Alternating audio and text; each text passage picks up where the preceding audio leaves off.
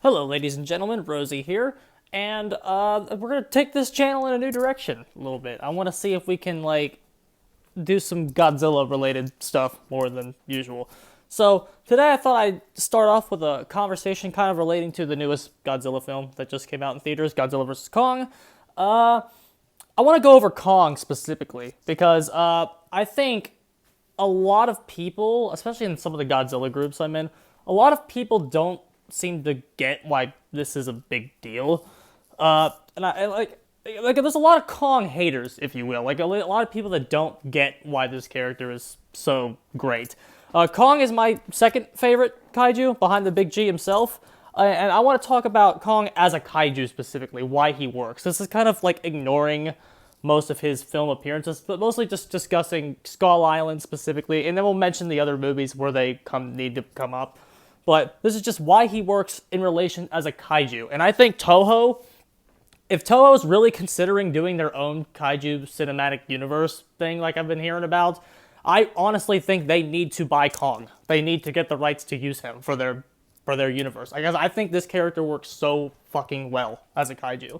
And it's a shame that he's only had like 3 movies where he is like kind of on the level of the Big G. Now you could argue he's a kaiju all the time no matter what, but like just why does Kong work as a kaiju in the Godzilla universe? Okay? The first big reason that he works is he has credibility to casual and hardcore fans. Kong elevates a movie. Okay? That's really really important. Like it or not, like King of the Monsters or not, it struggled at the box office. It's hard to like get big budgets behind these movies. Okay? Like these movies are low budget goodness, okay? But like when you have like if you're trying to do a huge monsterverse with huge mainstream appeal, like the monsterverse is attempting to be, like it or not, Kong is a moneymaker. And that credibility, using Kong elevates your status as a franchise. Like he elevates it. Like it or not, he elevates it. People are more likely to go see a movie with Kong in it because he's relatable, and we'll get to that. But like just Kong has relatability, and he has a certain appeal that a Gigan doesn't have, that even Godzilla does not have to a lot of mainstream and casual moviegoers. Which I mean, you could say, well, that doesn't mean that he's great and everything, and we should try to not use him. But like, if you want to recover, especially if you want to keep doing more of these movies, you have to get the box office revenue to return back to you. That's just a fact. And King of the Monsters was a failure, and Kong's movies have been I believe they've been the 2 biggest successes of the MonsterVerse, haven't they? I don't know. I could be wrong about that. But that credibility and that appeal to like, he's a certain, people will go see him, and it's a very much guaranteed return on investment that I think is important for the longevity of the MonsterVerse.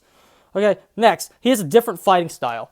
Okay, when you're watching Kong fight, like usually in other kaijus, it's just what color beam are they going to shoot next. Now I think that's an oversimplification of it, but a lot of kaiju, like they are very much limited in the melee department on things. Like I mean that's not entirely true. Like you can find every counterexample in the book, but the fact is that Kong cannot shoot anything. He has no projectiles. He has no way to like pressure another kaiju from long distance. Okay? Now, the Mutos couldn't really shoot any beams either, and then, like, Anguirus can't really do it, but, like, the fact is, I think Kong, having that different fighting style, being able to leap from building to building, that's extremely different from any other kaiju that we've ever seen. And so it makes Kong fights feel different. You know, especially the use of tools, that's another thing that makes him really different. The axe in the new one, the tree in the original King Kong vs. Godzilla, what's another one I'm thinking of? The boat propeller from Kong Skull Island. Like his ability to use tools and like that just adds a certain dynamic that other kaiju don't have. He intelligently uses the environment around him in a way that other people don't. So it makes his fights feel different, and it makes there's just something about that final fight in between him and Godzilla. It's not Godzilla. It's just simply not him. The reason that fight is so good to watch is not because of Godzilla. Godzilla fights the same way. He shoots beams and uses his tail. He does all this shit. But, like, The way that Kong approached the fight was like extremely different to the point where that's probably the best fight in the entire series just because of Kong and his movement. Okay, I just think that like Kong is really good at fight choreography.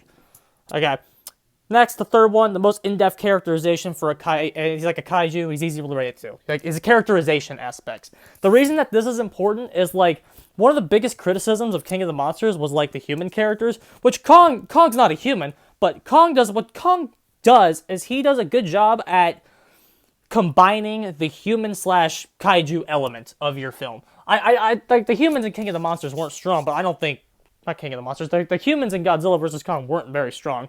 I'm not going to say they were, but unquestionably the best was the Kong portion.